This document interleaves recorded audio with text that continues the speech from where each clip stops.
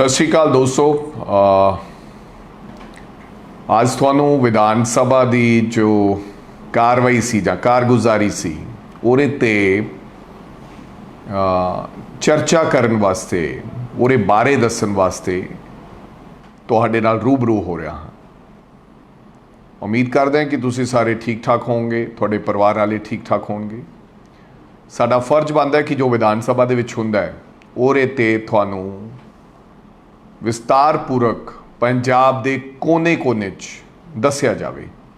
कई गल्लां सानूं समझ नहीं आउंदियां, बेशक लाइव चलदा है और लाइव दे विच भी सत्ताधारी पार्टी का पक्षपात किया जाता है। तुसीं अक्सर ही देखा होना है कि साडे चक्कण वाले मुद्दों नूं दूरों दिखाया जाता है और सत्ताधारी पार्टी जो अपने उन्होंने दे व्यक्ति गल करते हैं तो उन्होंने जूम कर देती है, साडे ते जानी कि कैमरा टिकाया उस तरह नहीं जाता। सो गल करते हैं कि अज दे विधान सभा सैशन की जिस विच जिहड़ा अज दा सैशन सी उहदे च की होया। सब तो पहला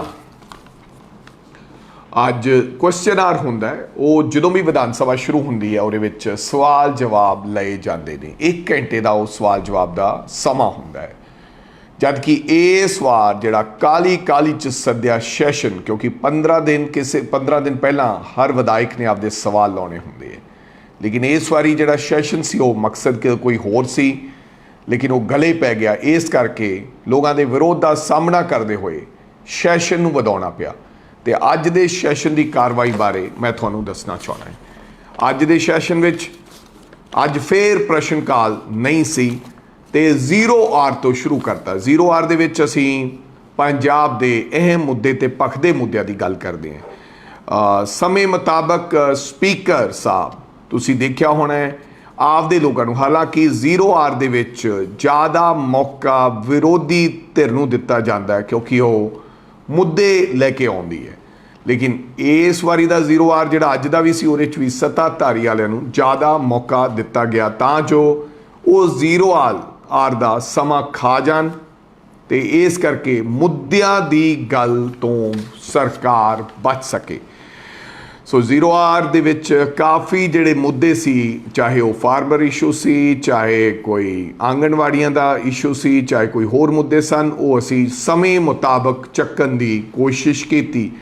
कॉल अटेंशन ते प्रताप सिंह बाजवा होरां ने गल करदे होए क्या कि फार्मर्स दे नाल वितकरा हो रहा है, स्पैशल गिरदावरी दे हजे ऑर्डर नहीं होए है, मींह दे नाल फसलां खराब हो चुकियां ते उन्हां नूं ढुकदा मुआवजा देना चाहिए। जबकि केजरीवाल सरकार ने कहा सी कि 50,000 रुपया लगभग असीं दिल्ली दे अंदर मुआवजा दिन्ने हैं। फिर जो ये गल हुई तो उन्होंने कहा कि पर हैक्टेयर दा कहा सी ते असीं आख्या पर हैक्टेयर दा अगर तुसीं लाओगे तो तद भी सानू मंजूर है, काफ़ी पैसे किसानों नूं मिल जाएंगे क्योंकि पुत्तां नालों प्यारियां फसलां किसान दियां बारिश की वजह कारण बर्बाद हो गई हैं।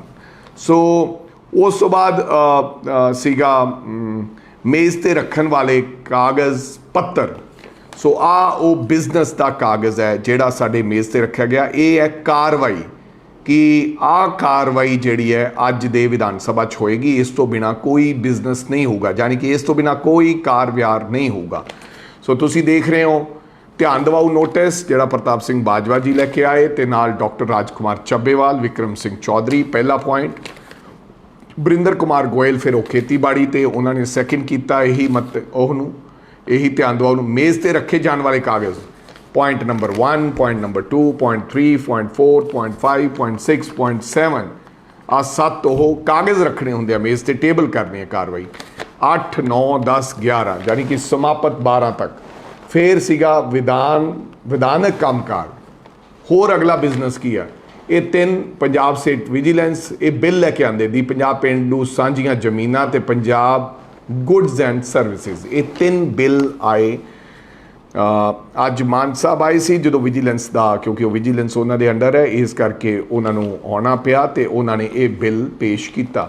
इस तो बिना बिजनेस नहीं सीगा, यानी कि 29 सितंबर 2022 नूं 1 करोड़ रुपए की लागत नाल होने वाला सैशन जीरा बिजनेस अज 12 वजे खत्म हो जाना सीगा। ये असी नहीं किया, ये विधान सभा स्पीकर ते सरकार की मनमर्जी होंदी है, उन्होंने रखा गया। असी चाहते सी कि मुद्दों पर चर्चा होवे, लेकिन फिर अज दोबारा फिर स्पीकर साहब वालों मिसलीड किया गया।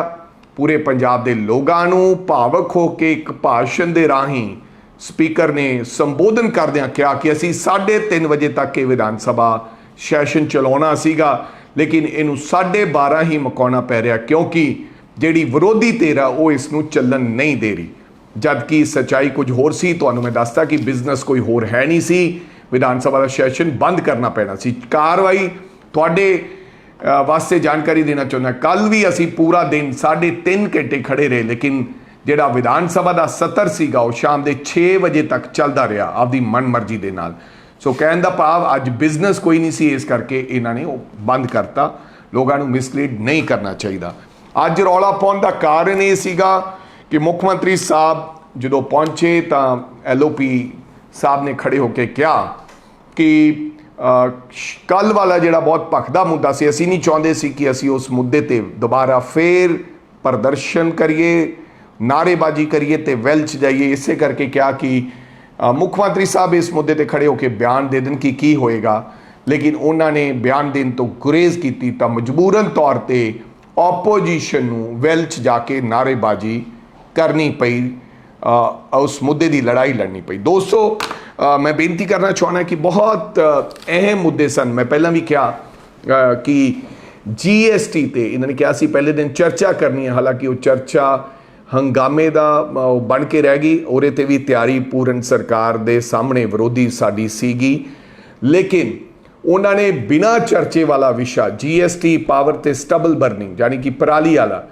बिना इन्हां मुद्दों पर चर्चा कित्या कॉन्फिडेंस मोशन विखावा ऑपरेशन लोटस की गल करनी शुरू की, तो उत्थे बहस बसैया हो गया। तो इस करके स्पीकर साहब ने सानू लगदे हथी पहले ही दिन 15 मिनट सस्पेंड करके बाहर भेज दिता, लेकिन असी फिर सदन के बाहर आपकी कार्रवाई शुरू की।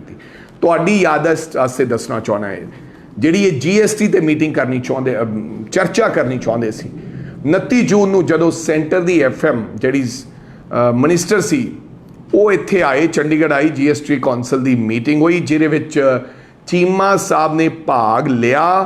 तो उत्थे रोजाना जरूरत दियां वस्तुआं दाल दुध दही पनीर ते 5 रुपए 5% GST लाउण दा फैसला किया। एक वारी पंजाब दे खजाना मंत्री ने विरोध नहीं जताया कि असी खाण पीण वालियां वस्तुआं जिन्हां ते कदे जिंदगी GST या टैक्स नहीं लग्या वो असी नहीं होण देंगे। क्यों? क्योंकि इन्हां दे मन विच सी सानू इस दे नाल टैक्स कलैक्शन साडी वधेगी ते सानू मुनाफा होएगा। दाल दुध इन्हां चीज़ां ते भी अज टैक्स GST ला दिता गया। किन्हां दी बदौलत?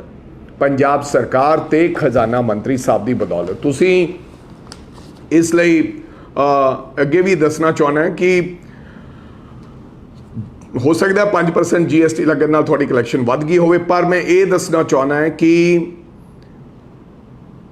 आंकड़े पेश करना चाहना है कि इस तो पहला जब 5% GST लग्या नहीं सी, उदों अप्रैल की कलैक्शन जिहड़ी सी जो शुरू सरकार बनी है 1994 करोड़ रुपया सी, जबकि हुण तुहाडी जिहड़ी कलैक्शन हैगी है अगस्त महीने दी वो 1651 करोड़ हो गई है। यानी कि 1994 करोड़ तो 1651 करोड़ की जिहड़ी हुण कलैक्शन आई है 334 करोड़ दा घट गई है। इहदा जिम्मेदार कौन हो सकता है? तुसी इस मुद्दे ते बहस करनी चाहते सन। GST कंपनसेशन भी जिहड़ा आने वाले समय दे विच बंद हो जाएगा, यानी कि 1500-1600 करोड़ रुपए का जिहड़ी सेंटर सरकार सानू पहले 5 साल वो दिंदी रही है वो भी हुण नहीं मिलेगा। तो तुसी किसी तरीके का कोई बंदोबस्त कोई ऐसा प्रबंध नहीं किया, पता नहीं वो जो बंद होएगा किद्दां काम तुसी चलाओगे।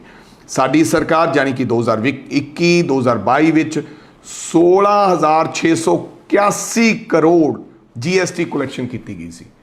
दोबारे दसना चाहना है 16,681 करोड़ की ਸਾਡੀ ਸਰਕਾਰ ਸਮੇਂ ਜਾਣੀ ਕਿ 2020 21 2022 ਚ ਕਲੈਕਸ਼ਨ ਹੋਈ ਸੀ। ਤੇ ਹੁਣ ਅਗਰ ਹੁਣ ਅਗਰ ਗੱਲ ਕਰੀਏ 2020 ਤੇ 2021 ਨਾਲੋਂ ਹੋਣ ਵਾਲੀ ਜਿਹੜੀ ਕਲੈਕਸ਼ਨ ਹੈ ਉਹ 37% ਹੋਣ ਵਾਲੀ ਕਲੈਕਸ਼ਨ ਨਾਲੋਂ ਵੱਧ ਸੀ। ਸਾਡੀ ਕਲੈਕਸ਼ਨ ਤੁਹਾਡੀ ਕਲੈਕਸ਼ਨ ਨਾਲੋਂ 37% ਵੱਧ ਸੀ, ਇਹ ਅੰਕੜੇ ਕਹਿ ਰਹੇ ਨੇ।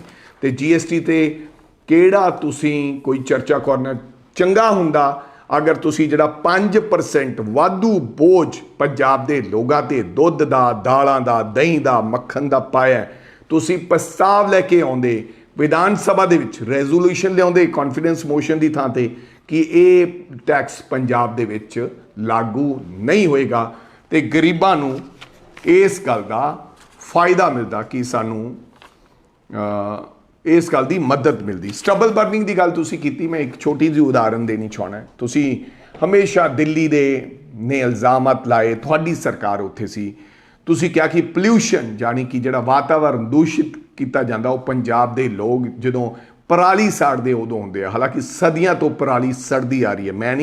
ਮੈਂ ਪਰਾਲੀ ਸਾੜਨ ਦੇ ਹੱਕ 'ਚ ਨਹੀਂ ਹਾਂ, ਮੈਂ ਵਾਤਾਵਰਨ ਦੂਸ਼ਿਤ ਕਰਨ ਦੇ ਹੱਕ 'ਚ ਨਹੀਂ ਹੈ।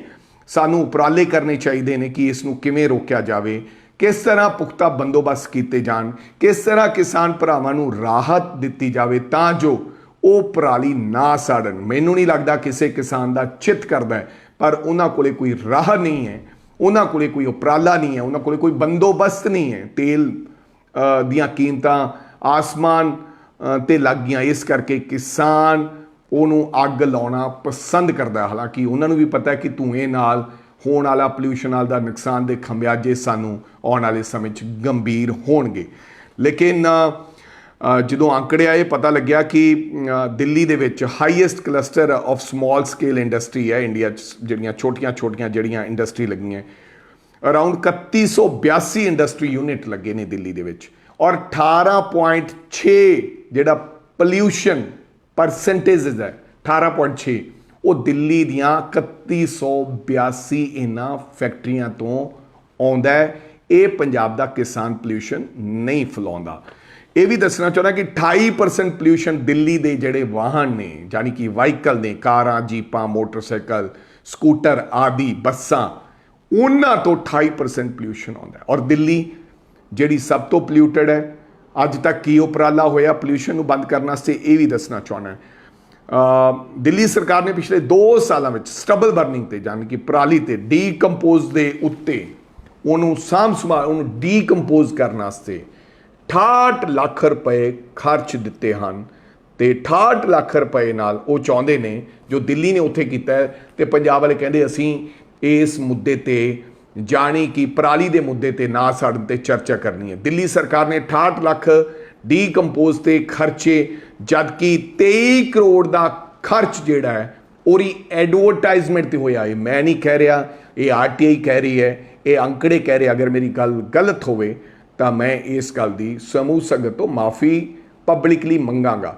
68 ਲੱਖ ਰੁਪਏ ਦਾ ਡੀਕੰਪੋਜ਼ ਤਿਆਰ ਕੀਤਾ ਗਿਆ ਕਿਸਾਨਾਂ ਦੀ ਸਟਬਲ ਬਰਨਿੰਗ ਦਾ ਹੱਲ ਕਰਨ ਵਾਸਤੇ, ਜਾਣੀ ਕਿ ਪਰਾਲੀ ਦਾ ਹੱਲ ਕਰਨ ਵਾਸਤੇ, ਤੇ 23 ਕਰੋੜ ਰੁਪਇਆ ਐਡਵਰਟਾਈਜ਼ਮੈਂਟ ਤੇ ਖਰਚ ਕੀਤਾ। ਕਿੰਨੀ ਕੁ ਸੰਜੀਦਗੀ ਹੋਏਗੀ ਤੁਸੀਂ ਸਮਝ ਸਕਦੇ ਹੋ ਇਸ ਮੁੱਦੇ ਦੇ ਪ੍ਰਤੀ। ਔਰ ਮਾਂ ਦਿਆਂ ਸ਼ੇਰਾਂ ਨੇ ਇਹ GST ਦਾ ਮੁੱਦਾ ਔਰ ਇਹ ਸਟਬਲ ਬਰਨਿੰਗ ਦਾ ਮੁੱਦਾ ਅੱਧੇ ਘੰਟੇ ਦੀ ਚਰਚਾ ਦੇ ਵਿੱਚ ਹੀ ਖਤਮ ਕਰ ਦਿੱਤਾ ਗਿਆ। ਇਹਨਾਂ ਮੁੱਦਿਆਂ ਤੇ ਘੱਟੋ ਘੱਟ ਇੱਕ ਪੂਰਾ ਦਿਨ ਜਿਹੜੀ ਚਰਚਾ ਹੋਣੀ ਚਾਹੀਦੀ। ਪੰਜਾਬ ਦੇ ਲੋਕ ਜਾਣਦੇ ਨੇ MSP ਤੇ ਮੂੰਗ ਲੈਣ ਦਾ ਫੈਸਲਾ, ਮੂੰਗੀ ਦੀ ਦਾਲ ਦਾ, ਕਿੰਨੀ ਮੂੰਗੀ, ਇਹ ਵੀ ਤੁਸੀਂ ਅੰਕੜੇ ਪੜ੍ਹੇ ਹੋਣਗੇ ਕਿ ਕਿੰਨੀ ਕੁ ਮੂੰਗੀ ਹੈ ਜਿਹੜੀ ਮੂੰਗ ਦਾਲ ਹੈ ਜਿਹੜੀ ਕਿ ਪੰਜਾਬ ਸਰਕਾਰ ਨੇ MSP ਤੇ ਖਰੀਦੀ ਹੈ। ਕਿਸਾਨ ਖੱਜਲ ਖਰਾਬ ਹੋਇਆ, ਮੰਡੀਆਂ 'ਚ ਰੁਲਿਆ, ਲੇਕਿਨ ਇਸ ਮੁੱਦੇ ਤੇ ਚਰਚਾ ਕਰਨ ਲਈ ਸਰਕਾਰ ਤਿਆਰ ਨਹੀਂ ਹੈ। ਇਹ ਵੀ ਫੈਸਲਾ ਹੋਇਆ ਸੀਗਾ ਕਿ ਅਸੀਂ 2500 ਰੁਪਇਆ ਕਿਸਾਨ ਨੂੰ ਦੇਵਾਂਗੇ, 1500 ਕੇਂਦਰ ਦੀ ਸਰਕਾਰ ਔਰ 500 ਦਿੱਲੀ ਸਰਕਾਰ, ਲੇਕਿਨ ਹਜੇ ਤੱਕ ਉਹਨਾਂ ਨੇ ਮਨਾ ਕਰਤਾ। ਕੇਂਦਰ ਸਰਕਾਰ ਨੇ 500 ਜਾਂ 1000 ਦਾ ਵੀ ਕੋਈ ਐਸਾ ਫੈਸਲਾ ਹਜੇ ਦਿੱਲੀ ਦੀ ਸਰਕਾਰ ਜਾਂ ਪੰਜਾਬ ਦੀ ਸਰਕਾਰ ਪੰਜਾਬ ਦੇ ਕਿਸਾਨਾਂ ਵਾਸਤੇ ਲੈ ਨਹੀਂ ਸਕੀ। ਇਹਦੇ ਤੇ ਚਰਚਾ ਕਰਨ ਦੀ ਲੋੜ ਹੈ। ਕੱਲਾ ਪਰਾਲੀ ਦੇ ਮੁੱਦੇ ਤੇ ਚਰਚਾ ਕਰਨੀ ਸਮੱਸਿਆ ਦਾ ਹੱਲ ਨਹੀਂ ਹੈ। ਮਗਰਲੀਆਂ ਸਮੇਂ ਦੀਆਂ ਸਰਕਾਰਾਂ ਨੇ ਵੀ वार वार पराली के मुद्दे ते चर्चा की, लेकिन हल कोई नहीं निकलिया। और मैं ये समझदा है कि अगर इहदा पुख्ता सरकार हल करना चाहती है तो इहनूं गंभीरता दे नाल लिया जाए। हर मुद्दे नूं, आ जिहड़ी मैं एडवरटाइजमेंट की गल कर रहा सी, मैं तुहानूं ये भी दसना चाहना, सरदार गुरकीरतपाल सिंह IAS जिहड़े कि जिन्हां कोले पब्लिक रिलेशन ते डिपार्टमेंट सीगा, जिन्हां दे अंडर साइनिंग दे नाल आ जिहड़ी एडवरटाइजमेंट लगदी है हुंदी है अखबारां दे विच। और मेरा ख्याल 200 दिनां 200 दिनां 400 करोड़ रुपए की एडवरटाइजमेंट एवरेज सरकार ने दे दी गई है। थानू ये दसना चाहना है, बड़ी ज़रूरी गल है कि एरे मंत्री अमन अरोड़ा जी एक वर्बली मूँह जवानी ऑर्डर दे देंदे सी। अज किसी मीडिया सेंटर ने भी एक खबर लाई है, गुरकीरतपाल उन्होंने कहा कि मैनू रिटन ऑर्डर दो, क्यों तां जो इहदा ऑडिट हुंदा है, दिल्ली दीयां सरकारां इहनूं ऑडिट करदियां, ऑडिट ऑब्जैक्शन हो जाते हैं, कल नूं किसी ते कार्रवाई हो सकती है। तो उन्होंने रिटन ऑर्डर नहीं दिते क्योंकि बहुत सारिया इंस्ट्रक्शन हैगियां कि किवें ऐड लाई जा सकती है, किहदी फोटो लग सकती है, की लिखिया जा सकता है, इहदा स्पैसीफिक एक फॉर्मेट हैगा। वो तमाम चीज़ों की उलंघना सरकार कर रही सी। ते गुरकीरतपाल सिंह जिहड़े कि फूड दे भी प्रिंसीपल सैकटरी सन और नाल ही पब्लिक रिलेशन भी उन्हां कोले सी, ये सारिया चीज़ां उन्होंने हथ खड़े करके सरकार दे मूहरे ये कह दिता है कि मैं इस तरह एडवरटाइजमेंट नहीं अप्रूव करांगा। सो किरपा करके तां जो कल नूं मेरा ऑडिट ऑब्जैक्शन होणगे मैनूं इस अहुदे तो बदल दिता जाए। तो सरकार ने इनू देखदिया होया चुप चपीते सरदार गुरकीरतपाल सिंह जी की ट्रांसफर कर दी गई है। सो इस तरह के हालात पंजाब दे विच बने हुए, इस मुद्दे ते चर्चा करने की लोड़ सी कि पंजाब दा मेहनत नाल कमाया पैसा, जिहड़ा लोगों का टैक्स दा पैसा अखबारां दे राहीं और एडवरटाइजमेंट दे राहीं क्यों उड़ाया जा रहा है। साथियों, इत्थे भी दसना चाहांगा, किसी चीज़ की माड़ी चीज़ की मशहूरी की बहुत ज़रूरत होंदी है। नवी चीज़ की मशहूरी की, जिहड़ी चीज़ विक ना रही होवे, हमेशा चाहे वो प्रोडक्ट है चाहे कोई चीज़ है, और ही असी टीवी टैलीविजन ते अखबार ते मशहूरी करते हैं। नवा कोई सेंटर खुलता है, उन्होंने असी अखबारों के विच पैम्फलेट पा के उहदी मशहूरी करते हैं। जे काम चंगा होवे, जे थोड़ी सोच चंगी होवे, तां किसी चीज़ की मैनू लगता है मशहूरी की ज़रूरत नहीं है। आखिरकार होर बहुत सारे मुद्दे सन, सानू कहा गया कि मुद्दों की गल करनी है। मुद्दे हैगे ने, बहुत सारे मुद्दे ने जिन्हां ते असी चर्चा कर सकते हैं, गल कर सकते हैं। बेरोज़गारी, तुसी क्या सी कि नौकरियां देण दा काम, तुसी क्या सी 6 महीनों में 20,000 नौकरियां दित्तियां ते हुण नौजवान विदेश जाण दा रुख बदन लग गए हैं। मैं पूछना चाहुंदा कि सरकार इस सदन विच दसे, साडे सदन विच दस दी भी किन्नियां नौकरियां दित्तियां। हजे एक भी नवी नौकरी की प्रक्रिया स्टार्ट नहीं की है। एक भी, ये जिन्नियां भी नौकरियां दित्तियां गईयां हन, ये पुरानी सरकार वालों चलाए गए मुहिम के तहत पुरानी जिहड़ी भर्ती सी केवल उही की गई है। 3500 मुलाजमां नूं, 35,000 मुलाजमां नूं पक्के करने की गल सी, हजे तक वो पक्के नहीं हो सके हैं। और इत्थे भी दसना चाहुंदा 1158 कॉलेज प्रोफैसरां की भर्ती सी साडी सरकार ने की सी, वो हजे तक कोर्ट च लटक रहा है, उन्होंने भी सिरे नहीं चढ़ाया गया, उहदी कोई सुध बुध नहीं लीती गई। वो बेचारे रोजाना धरना ला रहे हैं, जीओ जी नूं कढ़ दिता गया है। कोरोना दे विच काल विच भर्ती किए तकरीबन 200 लैब टैक्नीशियन भी धक्के खांदे फिर रहे हैं। तो ये भी बेरोज़गार ETT अध्यापक, लाइनमैन, जो उन्होंने हालात ने तुसी जानते हैं। बड़े होर मुद्दे ने, रेते का बहुत भारी वड्डा मुद्दा ने। अज रेता बाजार दे विच मिल नहीं रहा, अगर मिल रहा है तो मेरा ख्याल साडी सरकार समय भी वो बहुत महंगा सी, लेकिन अज उदू डबल प्राइस तो भी वो 60 रुपए सीगा और अज 140 रुपए हो रहा। क्रैशर थानू मिल नहीं रहा। सो हैल्थ सिस्टम ते भी बहुत गल्लां करनियां सन। तुसी देखदे हो कल वीडियो आई सी किस प्रकार एक गरीब औरत ने फर्श ते ਲੇਟ ਕੇ ਆਪਦੇ ਬੱਚੇ ਨੂੰ ਜਨਮ ਦਿੱਤਾ। ਮੁਹੱਲਾ ਕਲੀਨਿਕ ਤੇ ਸਵਾਲ ਚੱਕੇ ਜਾ ਰਹੇ ਨੇ। ਸਾਨੂੰ ਦੱਸਣਾ ਚਾਹੀਦਾ ਹੈ ਅੱਜ ਤੱਕ 5 ਸਾਲਾਂ ਦੀ ਮਗਰਲੀ ਸਰਕਾਰ ਦੇ ਵਿੱਚ, ਇਹ ਤਾਂ ਹੁਣ ਬਦਲਾਅ ਦੀ ਸਰਕਾਰ ਹੈ, ਕਿਸੇ ਵੀ ਪੰਜਾਬ ਦੀ ਔਰਤ ਨੇ ਫਰਸ਼ ਤੇ ਪੈ ਕੇ ਕਿਸੇ ਬੱਚੇ ਨੂੰ ਜਨਮ ਦੇਣਾ ਨਹੀਂ ਪਿਆ। ਬੇਸ਼ੱਕ ਸਰਕਾਰਾਂ ਲੋਕ ਭੁੱਲ ਜਾਂਦੇ ਨੇ। ਮੈਨੂੰ ਯਾਦ ਹੈ ਕਰੋਨਾ ਕਾਲ ਦੇ ਵਿੱਚ ਜਿਹਨਾਂ ਮਰੀਜ਼ਾਂ ਨੂੰ ਦਿੱਲੀ ਸਾਂਭ ਨਹੀਂ ਸਕੀ, ਉਹ ਪੰਜਾਬ ਦੇ ਹਸਪਤਾਲਾਂ ਤੇ ਸਾਡੇ ਉਹਨਾਂ ਡਾਕਟਰ ਸਾਹਿਬਾਨਾਂ ਨੇ, ਕਾਬਿਲ ਡਾਕਟਰ ਸਾਹਿਬਾਨਾਂ ਨੇ ਸਾਂਭਿਆ। ਰਾਜ ਬਹਾਦਰ ਵਰਗੇ ਉਹਨਾਂ ਮਹਾਨ ਸ਼ਖਸੀਅਤਾਂ ਨੇ ਜਿਨ੍ਹਾਂ ਨੂੰ ਬੇਇੱਜ਼ਤ ਕਰਕੇ ਇਹਨਾਂ ਦੇ ਮੰਤਰੀਆਂ ਨੇ ਮੰਜੀਆਂ ਤੇ ਲਟਾ ਕੇ ਉਹਨਾਂ ਨੂੰ ਰਿਜ਼ਾਈਨ ਦੇਣ ਤੋਂ ਮਜਬੂਰ ਕਰ ਦਿੱਤਾ ਗਿਆ। ਇਹ ਇੱਕ ਮੁੱਦਾ ਸੀ ਜਿਹਦੇ ਤੇ ਅਸੀਂ ਚਰਚਾ ਕਰਨਾ ਚਾਹੁੰਦੇ ਸੀ। ਬਗਰਾੜੀ ਦਾ ਇਸ਼ੂ ਪੁਰਾਣਾ ਇਸ਼ੂ ਹੈ। ਕੱਲ ਬੋਲ ਰਹੇ ਕੁੰਵਰ ਵਿਜੇ ਪ੍ਰਤਾਪ ਸਿੰਘ ਕਹਿ ਰਹੇ ਸੀ, ਬੋਲ ਰਹੇ ਸੀ ਕਿ ਬੈਠ ਜਾਓ। ਮੈਂ ਉਹਨਾਂ ਨੂੰ ਦੱਸਣਾ ਚਾਹੁੰਦਾ ਪਿਛਲੀ ਵਾਰੀ 10 ਮਿੰਟ ਉਹ ਇਸ ਤੇ ਚਰਚਾ ਮੰਗਦੇ ਸੀ, ਲੇਕਿਨ ਸਰਕਾਰ ਨੇ ਇਹਦੇ ਤੇ ਕਿਸੇ ਪ੍ਰਕਾਰ ਦੀ ਚਰਚਾ ਨਹੀਂ ਕੀਤੀ। ਸ਼ਰਾਰੀ ਸਾਹਿਬ ਦਾ ਇੱਕ ਬਹੁਤ ਵੱਡਾ ਮੁੱਦਾ ਹੈਗਾ, ਉਹਦੇ ਤੇ ਸਰਕਾਰ ਨੇ ਚਰਚਾ ਕਰਨ ਦਾ ਸਮਾਂ ਨਹੀਂ ਸੀਗਾ। ਇਸੇ ਤਰ੍ਹਾਂ ਮੈਂ ਤੁਹਾਨੂੰ ਦੱਸਣਾ ਚਾਹੁੰਦਾ ਕਿ ਹੋਰ ਬਥੇਰੇ ਮੁੱਦੇ ਸਨ ਜਿਨ੍ਹਾਂ ਤੇ ਚਰਚਾ ਹੋਣੀ ਚਾਹੀਦੀ ਸੀ, ਨਹੀਂ ਹੋਈ। ਲੇਕਿਨ ਮੈਂ ਬੇਨਤੀ ਕਰਨਾ ਚਾਹੁੰਦਾ ਤੁਹਾਡੇ ਰਾਹੀਂ ਸਰਕਾਰ ਨੂੰ, ਇੱਕ ਸਿਮਰ ਬੇਨਤੀ ਕਰਨਾ ਚਾਹੁੰਦਾ। ਇਸੇ ਤਰ੍ਹਾਂ ਦੇ ਹਾਲਾਤ ਕਾਂਗਰਸ ਪਾਰਟੀ ਦੇ ਰਾਜ ਦੇ ਅੰਦਰ ਸੀ, ਪੁਰਾਣੀਆਂ ਸਰਕਾਰਾਂ ਦੇ ਵਿੱਚ ਸੀ। ਤੁਹਾਨੂੰ ਬਦਲਾਵ ਦੇ ਨਾਂ ਤੇ ਵੋਟਾਂ ਪਾਈਆਂ, ਕਿਸੇ ਨੇ ਕਿਸੇ ਨੂੰ ਝਾੜੂ ਨੂੰ ਜਾਂ ਤੁਸੀਂ ਜਿਹੜੇ ਇਨਕਲਾਬ ਦੀ ਗੱਲ ਕਰਦੇ ਸੀ ਉਹਨੂੰ ਵੋਟਾਂ ਨਹੀਂ ਪਾਈਆਂ, ਕਿਸੇ ਨੇ ਕੇਜਰੀਵਾਲ ਸਾਹਿਬ ਨੂੰ ਵੋਟਾਂ ਨਹੀਂ ਪਾਈਆਂ। ਲੋਕਾਂ ਨੇ ਬਦਲਾਵ ਨੂੰ ਵੋਟਾਂ ਪਾਈਆਂ ਕਿ ਸ਼ਾਇਦ ਸਭ ਕੁਝ ਬਦਲ ਜਾਏਗਾ। ਲੇਕਿਨ ਪੰਜਾਲਾ ਉੱਥੇ ਦਾ ਉੱਥੇ ਹੀ ਹੈ। ਲੋਕ ਸਮਝਦੇ ਸੀ ਕਿ 15 ਦਿਨ ਘੱਟੋ ਘੱਟ ਵਿਧਾਨ ਸਭਾ ਦਾ ਸੈਸ਼ਨ ਚੱਲਣਾ ਚਾਹੀਦਾ। ਤੁਸੀਂ ਆਪ ਮੰਗ ਕਰਦੇ ਹੁੰਦੇ ਸੀ, ਤੁਸੀਂ ਖੜੇ ਹੋ ਕੇ ਵਿਧਾਨ ਸਭਾ ਦੇ ਵਿੱਚ ਨਾਰੇ ਤੇ ਮੁਰਦਾਬਾਦ ਦੇ ਨਾਰੇ ਲਾਉਂਦੇ ਹੁੰਦੇ ਸੀ। ਲੜਾਈਆਂ ਵੀ ਹੋਈਆਂ, ਪੱਗਾਂ ਵੀ ਲਈਆਂ, ਲੇਕਿਨ ਹੁਣ ਤੁਸੀਂ ਸੱਤਾ 'ਚ ਆ ਗਏ ਹੋ, ਫਿਰ ਉਸੇ ਤਰ੍ਹਾਂ ਦਾ ਮਾਹੌਲ ਬਣਿਆ ਹੋਇਆ। ਮੈਂ ਤੁਹਾਡੇ ਤੋਂ ਉਮੀਦ ਕਰਦਾ ਜਨਤਾ ਦੇ ਰਾਹੀਂ ਔਰ ਬੇਨਤੀ ਕਰਨਾ ਚਾਹੁੰਦਾ ਆਦਰਨੀय ਸਪੀਕਰ ਸਾਹਿਬ ਨੂੰ ਔਰ ਪੰਜਾਬ ਦੇ ਮੁੱਖ ਮੰਤਰੀ ਸਰਦਾਰ ਭਗਵੰਤ ਸਿੰਘ ਮਾਨ ਨੂੰ ਕਿ ਵਿਧਾਨ ਸਭਾ ਦਾ ਸਤਰ ਲੰਬਾ ਕੀਤਾ ਜਾਇਆ ਕਰੇ ਔਰ ਪ੍ਰੋਪਰ ਸਮਾਂ ਟਾਈਮ ਦੇਣਾ ਚਾਹੀਦਾ ਤਾਂ ਜੋ ਹਰ ਵਿਅਕਤੀ ਆਪਦੇ ਸਵਾਲ ਜਵਾਬ ਕਰ ਸਕੇ। ਔਰ ਮੈਂ ਬੇਨਤੀ ਕਰਾਂਗਾ ਹਰ ਵਿਅਕਤੀ ਨੂੰ ਖੁੱਲ੍ਹਾ ਸਮਾਂ ਦਿੱਤਾ ਜਾਵੇ ਤਾਂ ਜੋ ਹਰ ਵਿਅਕਤੀ ਮੁੱਦੇ ਦੀ ਗੱਲ ਕਰ ਸਕੇ। ਜਨਤਾ ਨੂੰ ਪਤਾ ਲੱਗ ਜਾਏਗਾ ਕਿ ਰਾਜਾ ਵੜਿੰਗ ਕੋਲੇ ਕੋਈ ਮੁੱਦਾ ਨਹੀਂ ਹੈ, ਇਹ ਫਜ਼ੂਲ ਦੀ ਗੱਲ ਕਰਦਾ ਹੈ। ਕਿਉਂ ਨਾ ਤੁਸੀਂ ਸਾਨੂੰ, ਅਗਰ ਤੁਸੀਂ ਸਮਝਦੇ ਹੋ ਅਸੀਂ ਗਲਤ ਹੈ ਤਾਂ ਜਨਤਾ ਦੇ ਸਾਹਮਣੇ ਨੰਗਾ ਕਰੋ। ਸਾਨੂੰ ਅਸੀਂ ਸਮਾਂ ਮੰਗਦੇ ਹਾਂ 10 ਮਿੰਟ, ਸਾਨੂੰ 2 ਮਿੰਟ ਦਾ ਸਮਾਂ ਦਿੱਤਾ ਜਾਂਦਾ, ਉਹਦੇ ਵਿੱਚ ਹੀ ਟੋਕਾ ਟੋਕੀ ਹੋ ਜਾਂਦੀ ਹੈ। ਖੁੱਲ੍ਹਾ ਸਮਾਂ ਦਿਓ, ਹਰ ਵਿਅਕਤੀ ਜੋ ਬੋਲਣਾ ਚਾਹੁੰਦਾ ਉਹ ਬੋਲੇ, ਆਪਣੀ ਗੱਲ ਰੱਖੇ, ਆਪਣੇ ਜਜ਼ਬਾਤ ਰੱਖੇ ਤੇ ਜਨਤਾ ਸਮਝੇ ਕਿ ਕਿਹੜਾ ਵਿਅਕਤੀ ਪੰਜਾਬ ਦੀ ਗੱਲ ਕਰਨੀ ਚਾਹੁੰਦਾ ਔਰ ਕਿਹੜਾ ਵਿਅਕਤੀ ਉਹਨੂੰ ਨਜ਼ਰ ਅੰਦਾਜ਼ ਕਰਨਾ ਚਾਹੁੰਦਾ ਹੈ।